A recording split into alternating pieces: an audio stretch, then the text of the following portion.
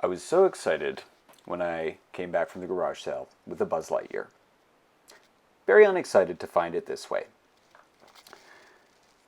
Never cleaned Lego before, but we're going to try with some hydrogen peroxide and see if we can make these pieces shine like they once did. I'm also curious to see if any of the painted pieces are affected, so we'll find out. Okay, so the container is now full of hydrogen peroxide. We're going to get this sealed up in a second, but you can see how bad these guys are. Make sure you're all sealed up, and we're going to use some magic hocus pocus editing, and voila, outside in the sunlight. We're going to leave the container here for 6 to 8 hours and see what happens. So when using hydrogen peroxide, use at your own risk. It can damage paint and stuff like that.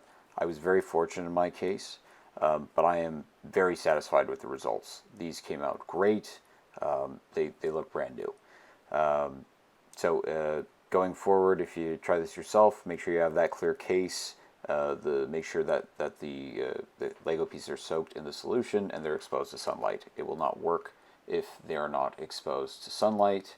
I appreciate you guys watching, and I'm going to look forward to building Buzz.